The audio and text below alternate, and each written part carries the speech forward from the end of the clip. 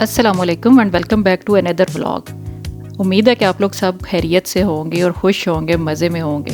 तो आज मैं आपको इटली के बारे में कुछ ऐसी इन्फॉर्मेशन देने वाली हूँ जो आई होप सो कि बाकी ममालिक से डिफरेंट है। तो आज वो चीज़ें डिस्कस करेंगे हम इटली के इस व्लॉग में जो कि बाकी कंट्रीज़ से डिफरेंट है। स्पेशली पाकिस्तान में हम लोगों की जो लाइफ होती है उससे जो चीज़ें डिफरेंट है, मैंने सोचा वो भी आपको बता दिया जाए, क्योंकि काफ़ी लोगों को होती है कन्फ्यूजन कि वहाँ पर क्या होता है और यहाँ पर क्या होता है। तो दुनिया में जिस जगह पे भी रहते हैं, जिस भी कंट्री में रहते हैं, तो उसके कुछ डिसएडवांटेजेस होते हैं और कुछ एडवांटेजेस होते हैं। तो कोई भी जगह ऐसी नहीं है कि जो 100% परफेक्ट हो, बट एवरेज जहाँ पर अच्छा है वो अच्छा है। इट डिपेंड्स के फैसिलिटीज़ आपको कहाँ मिलती हैं, इट डिपेंड्स ओवरऑल कि आपका ज़िंदगी के बारे में पॉइंट ऑफ व्यू कैसे है, आप ज़्यादा नेगेटिव साइड्स देखते हैं या पॉजिटिव साइड्स देखते हैं। तो ये वेरी करता है person to person, different persons के लिए कुछ और होता है, लेकिन ओवरऑल जहाँ पे आपको अच्छा लग रहा है वो जगह अच्छी है।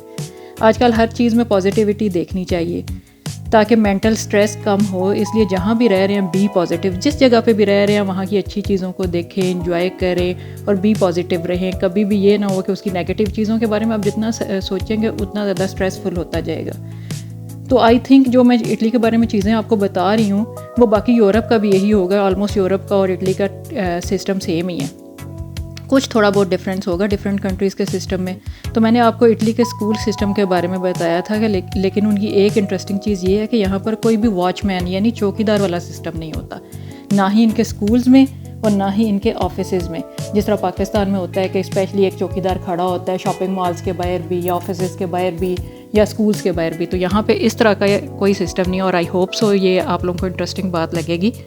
और यहाँ पर हर एरिया में एक पार्क ज़रूर होता है, क्योंकि हर एरिया यहाँ पे जितने भी एरियाज़ हैं आप उनको गांव कह सकते हैं, एक मेन सिटी और उसके आगे से डिफरेंट जैसे पार्ट्स हैं, तो उसमें हर एक में डिफरेंट फैसिलिटीज़ ज़रूर होती हैं। तो उसमें से एक फैसिलिटीज़ ये है कि वहाँ पे पार्क ज़रूर होता है। जैसे मैंने आपको वो स्कूल वाले व्लॉग में बताया कि हर एरिया का एक स्कूल होता है और उसी में बच्चे का एडमिशन होना होता है। तो यहाँ पर बच्चों के खेलने के लिए भी वो पार्क ज़रूर होता है। और दूसरी बात यह है कि यहाँ पर कोई भी हाउस होल्ड हेल्प नहीं होती है, आपने सब काम खुद करने होते हैं। चाहे आपके साथ कोई भी मसला है, कुछ भी हो रहा है, आपको कोई भी प्रॉब्लम है, स्पेशली फ़ीमेल से रिलेटेड जो घर में रह रही हैं ख़वातीन या ड्यूटी पे भी जा रही हैं, लेकिन आपने जो काम करने हैं वो खुद करने हैं। यहाँ पे ऐसा पॉसिबल नहीं है कि आपको कोई भी हाउस होल्ड हेल्प मिल जाएगी जैसे कि पाकिस्तान में मिल जाती है। समटाइम्स होता है कि वहाँ पे दावतें वगैरह होती हैं, चलो डेली बेसिस पे भी मिल जाती हैं। अगर डेली बेसिस पे ना हो तो जब काम का बर्डन ज़्यादा हो तो फिर मिल जाती है, या फिर ऐसे पॉसिबल है कि घर में वहाँ पे ज़्यादा फैमिली मेम्बर्स रह रहे होते हैं तो आपको कोई ना कोई हेल्पिंग हैंड मिल जाता है, आप लोगों के साथ हेल्प हो जाती है, एक दूसरे के साथ मिल के काम हो जाता है। अगर बच्चे छोटे हैं तो उनको कोई पकड़ लेता है या संभाल लेता है तो साथ काम हो जाते हैं। लेकिन यहाँ पे A to Z अगर बच्चे छोटे हैं, बड़े हैं, जिस तरह के भी हैं, घर के काम सारा कुछ आपने खुद मैनेज करना होता है। इवन यहाँ पे बच्चों को पिक एंड ड्रॉप भी खुद देना होता है। यहाँ पे उस तरह का गाड़ियों वाला सिस्टम नहीं है कि गाड़ी में बिठा दिया और बच्चा स्कूल पहुँच गया और फिर वापसी पे गाड़ी पे आ जाएगा, क्योंकि मैंने आपको जैसे बताया कि हर एरिया में स्कूल होता है। तो फिर यहाँ पे रिस्पॉन्सिबिलिटी होती है पेरेंट्स की। इवन यहाँ पे जो इटालियंस हैं वो वर्किंग मदर्स भी होती हैं, फादर्स भी होते हैं, लेकिन जब छुट्टी का टाइम होता है तो यहाँ पर मोस्टली 12:30 जो है इनका पाउजे का टाइम मतलब इनका लंच टाइम होता है। तो उसी वक्त स्कूल से बच्चों का भी होता है, तो उन्होंने टाइम इस तरह मैनेज किए होते हैं स्कूल्स वालों ने भी, और इस तरह कि किसी को भी प्रॉब्लम ना हो तो वो भी आते हैं। और स्पेशली जो लोग एशियंस हैं या हम लोग हैं जैसे काम नहीं करते, तो उनके लिए तो फिर वो उनको तो लेने पड़ते हैं अपने बच्चे, खुद पिक एंड ड्रॉप खुद करना पड़ता है।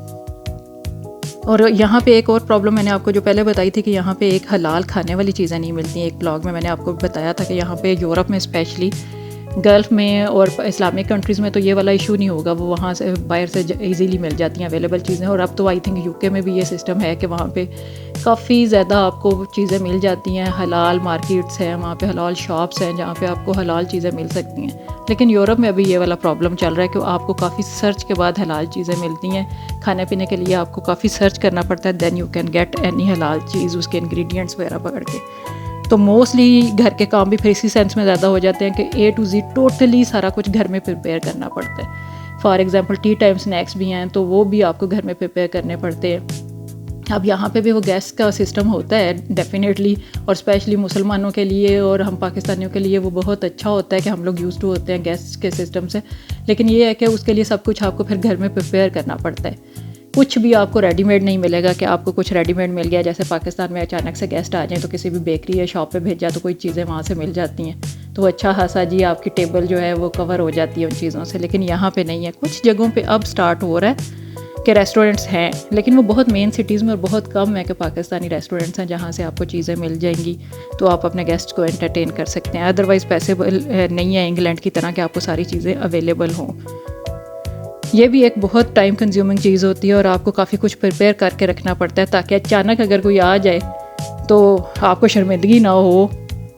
और बच्चों को भी खाने के लिए खुद ही खिलाने के लिए खुद ही लेके जाना पड़ता है। एक सर्टन एज तक आप उनको अकेले नहीं भेज सकते। अगर उन्होंने पार्क्स वगैरह में भी जाना है तो डेफ़िनेटली यहाँ पे पेरेंट्स की सुपरविजन होनी चाहिए।